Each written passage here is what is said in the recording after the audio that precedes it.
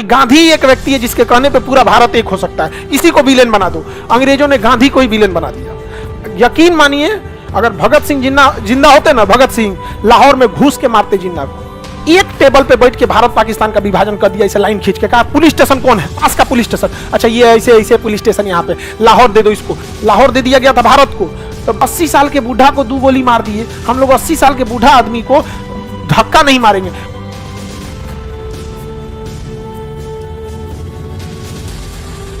Myanmar का पुराना नाम बर्मा, ये 1935 में अंग्रेजों ने कहा कि इसे अलग कर देंगे और 1937 में अलग कर दिया। 1935 में कहा कि भारत से अलग करेंगे और 1937 में अलग कर दिया। और हम भारतीय 1947 में चुपचाप यह स्वीकार कर लिए कि म्यांमार हमसे अलग हो गया। म्यांमार हमसे अलग। शिक्षा जिस दिन छीन लेगा ना, तो जमीन पे बैठने वाले इंसान को भी लगेगा कि उसे किसी चीज की कमी नहीं है। समझ गए? चाहे जितना चौपट रहेंगे आपको पता ही नहीं चलेगा, आप जिंदा रहने को विकास समझेंगे। हम लोग 47 में रहते लोग ना, 47 में अंग्रेज जैसे गए चढ़ के ले लेते म्यांमार वापस। 10 साल तो हुआ था अलग हुए, वापस ले लेते हैं। और उसमें भी क्या करते हैं, यहाँ ज्यादातर लोग बौद्ध लोग थे, महाबोधि वृक्ष ले जाते हैं। बौद्ध धर्म की एक और संगीती आदमी यहाँ पे बौद्ध भिक्षुकों को ले आके यहाँ बड़ा सा, इतना युद्ध से पहले यहाँ पे ना अपने आप को ये घोषित कर देना कि हम बौद्ध विरोधी नहीं है, क्योंकि युद्ध में धर्म बहुत मायने रखता है। समझ में आ गया? बोध गया में बड़ा का यज्ञ कराता आदमी, एकदम पूरी दुनिया से बौद्ध लोगों को बुला के ले आता है। खत्म होने तो इसको गले, आप वहां क्या कर रहे हैं? बौद्ध धर्म स्थली यहाँ है, आइए ज्ञान आपको यहाँ मिलेगा। यहाँ भाई बहुत, हम लोग बौद्ध विरोधी नहीं है, हम लोग बौद्ध धर्म की बहुत पूजा करते हैं। हम लोग यहाँ पे, हम सिक्किम गए थे तो जितना बौद्ध मठ थे सब जगह गए थे वहां पे। और बौद्ध मठ ऐसे ऐसे पहाड़ पे बनाए कि जाके ना अजीब फीलिंग हो रही थी कि बाप रे, तो नया दुनिया है कोई यहाँ पर। और वहां पे पाली भाषा में वो सब चल रहा था, ये वो। हम गए वहां पूजा पाठ की, तो लोगों को पहचान गए हमको। हम कह रहे तो हो गया काम अब। आगे बढ़े, किसी को दिक्कत? तो बताइए हम लोग गलती किए कि नहीं किए? आज हो पाएगा? आज म्यांमार हम लोग को आंख दिखा रहा है। वहां पे म्यांमार की प्रधानमंत्री आंग सांग सू की, वो दिल्ली से पड़ी हुई यहाँ पे, तो भारत में थे। चाइना क्या किया, यहाँ सेनापति को कह के आंग सांग सू की को जेल भेजवा लिया और यहाँ पे सेनापति कब्जा कर लिया। कौन कब्जा कर लिया और किसके फेवर में? श्रीलंका में भी चाइना, मालदीव में भी, और पाकिस्तान तो उसका रखेल है। अफगानिस्तान तो बर्बादे हो गए। यहाँ पे आगे बढ़ते हैं। यहाँ पे म्यांमार, क्या हमें अलग देना चाहिए? हाँ, कभी नहीं। यहाँ पे हम लोग गलती किए कि नहीं किए?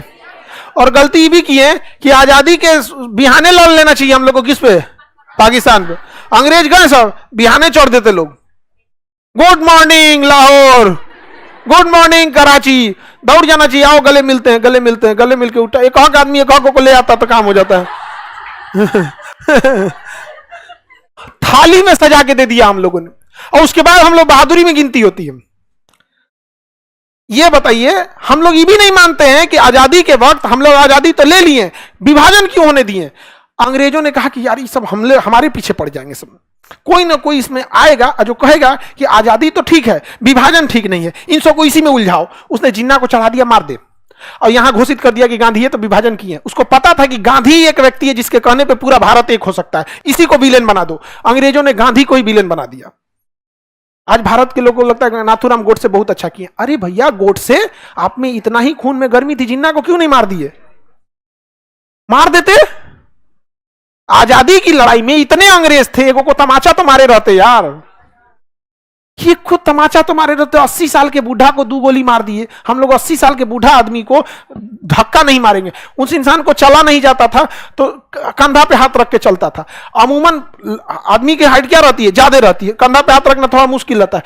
तो आभा, मनु, ऐसे जो आश्रम की महिला थी, तो उसको लालछन लगा दिया चरित्र पे। देख रहे हो, महिला के हाथ पे रख के चल। अरे यार, बूढ़ा आदमी है 80 साल का, आप क्या चाहते हो उसके साथ? वो बूढ़ा आदमी को हाथ पर काम करेगा 80 साल के उम्र में। 6 महीना बचल था 80 साल में, मार दिया वहां पे गोली। वाह! अरे भाई, जिन्ना को मारता, लेकिन जिन्ना को मारने के लिए भगत सिंह जैसा कलेजा चाहिए था। भगत सिंह जैसा, नाथूराम गोडसे जैसा। 80 साल के बूढ़ा को मार के अगर कोई आदमी अपने को बहादुर कर रहा है तो धन्य है वो। ढकेल देता तो मर जाता वो आदमी। ढकेल देता, 80 साल के बूढ़ा आदमी को तेजी ढकेल देगा, नहीं मर जाएगा। वाह, अब समझ में आता है देश गुलाम क्यों रह गया। हम लोग भौगोलिक गुलाम, राजनीतिक गुलाम नहीं, मानसिक गुलाम थे। अंग्रेजों को पता था कि ये गांधी जो है ना, गांधी ये चाहेगा ना तो ये कुछ करा देगा यहां पे। अच्छा, जिन्ना को टीबी था, जिन्ना को क्या था, टीबी। अंग्रेजों ने जांच कराया, हॉस्पिटल किसका, अंग्रेज का, निकल गया जिन्ना को टीबी। अरे बाप रे बाप, जिन्ना मर जाएगा, जिन्ना मर जाएगा। लॉर्ड माउंटबेटन फोन किया, हे महाराज जिन्ना मर जाएगा। और जहां जिन्ना मरा ना, तो किसी मुस्लिम नेता में इतनी ताकत ही नहीं थी कि पाकिस्तान अलग करा दे। अंग्रेजों ने कहा था कि हम 1948 में भारत को आजाद कर देंगे, 1948 में भारत को आजाद कर देंगे। कहा कि रे जिन्ना को टीबी है, मर जाएगा रे भैया, ये मर जाएगा। एक काम करो, अगर ये मर गया तो केवल देश आजाद होगा, टुकड़ा नहीं होगा। और गांधी की एक बात पे सब लोग एक हो जाएंगे। वो एक गांधी था जिसने 1800 भारत छोड़ो आंदोलन करा दिया। वो गांधी था जिसने नमक आंदोलन के लिए पूरे देश को खड़ा कर दिया। गांधी था जिसने सविनय अवज्ञा आंदोलन कर दिया। वो गांधी था जिसने असहयोग आंदोलन खड़ा कर दिया। हम सारे नेताओं की इज्जत करते हैं जो स्वतंत्रता के लिए जान दिए, चाहे जिनका नाम हुआ या जान नहीं हुआ। लेकिन हम ये कहते हैं कि इतना बड़ा प्रभाव भी तो डालना चाहिए। आप किसी एक व्यक्ति के नाम के लिए किसी दूसरे को अपनी ऊंचाई बढ़ानी है, अपनी ऊंचाई करो, कि किसी छाती पे चढ़ के ऊंचाई बढ़ाओगे। भगत सिंह को कौन रेस्पेक्ट नहीं करता है, लेकिन यह कहना कि गांधी को मत करो, भगत सिंह को करो। क्योंकि अगर भगत सिंह सही है, ठीक, भगत सिंह की जो योगदान था बेहतर था, उसके बाद भी अंग्रेज रह गए थे, समझा कि नहीं गया। तो अंग्रेजों ने कहा कि 1948 में देश आजाद करेंगे ना, तो जिन्ना मर जाएगा और गांधी विभाजन होने नहीं देगा। तो उन्होंने जिन्ना को बताया ही नहीं कि तोरा टीबी है। कह दिया खांसी हो गया, बलगम खांसी, कहा कि दवाई दिए, दवाई देने निपट जाएगा। यहाँ पे आनंद फानन में लॉर्ड माउंटबेटन आया और कहा विभाजन कर, विभाजन कर। एक टेबल पे बैठ के भारत पाकिस्तान का विभाजन कर दिया, इसे लाइन खींच के। कहा पुलिस स्टेशन कौन है, पास का पुलिस स्टेशन, अच्छा ये ऐसे ऐसे पुलिस स्टेशन यहाँ पे, लाहौर दे दो इसको। लाहौर दे दिया गया था भारत को। तो रेड क्लिफ को कहा गया कि पाकिस्तान में तो कोई शहर ही नहीं बचेगा। कहा कि नहीं बचेगा, कराची बचेगा। कहा कि बस एगो कराची बचेगा। भारत में देखिए बंबई बचेगा, पूना बचेगा, मद्रास बचेगा, कलकत्ता बचेगा, नागपुर बचेगा, दिल्ली बचेगा, लखनऊ बचेगा, कलकत्ता बचेगा, अमृतसर बचेगा, जोधपुर बचेगा। इतना सारा शहर, एगो शहर और पाकिस्तान को दे दीजिए। तो मिटा दिया रबर से, लाहौर दे दिया उसको।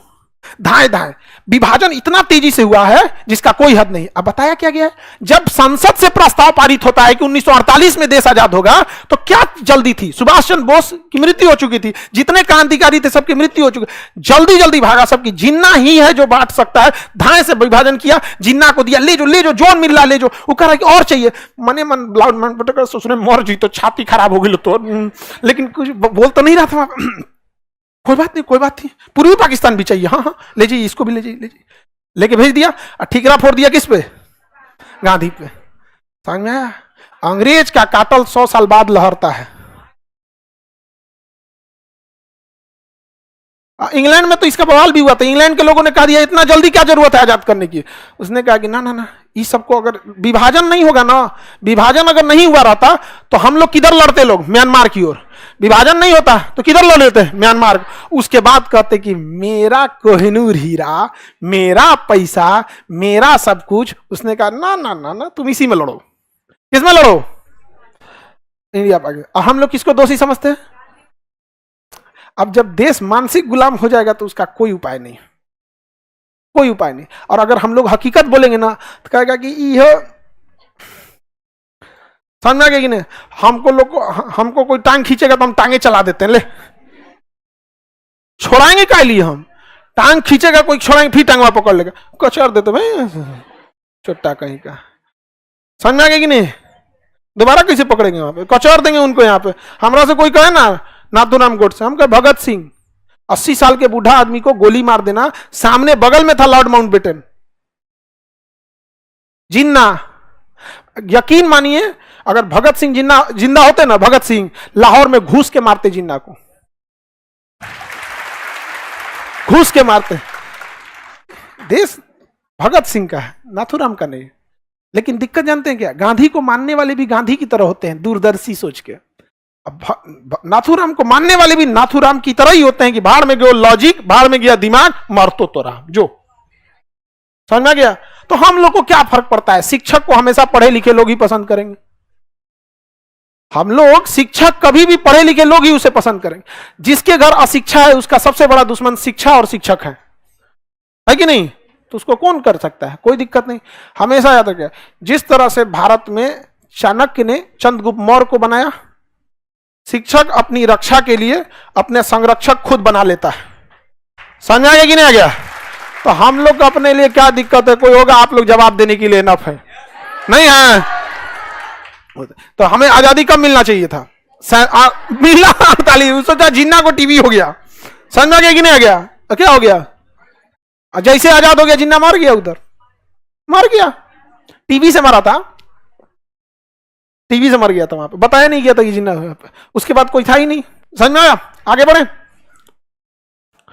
आप उस टाइम नहीं थे रे गधा, हम इतना पुराना।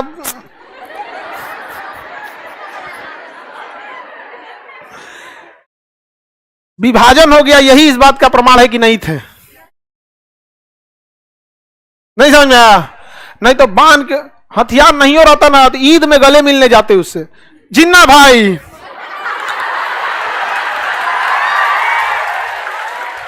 तीन बार गले मिला जाता है ना, यहां पकड़ के आई सुपीरियर भेनाकावा महाधमनी, दांते पकड़ के घींचो, छोड़ा तुम, छोड़ा लेके चल जो, तू छोड़ा,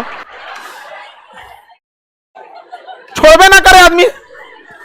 नहीं समझे? क्या करोगे? खूब से को मार दोगे हमको भी। कौन सा अमर होके आए हैं?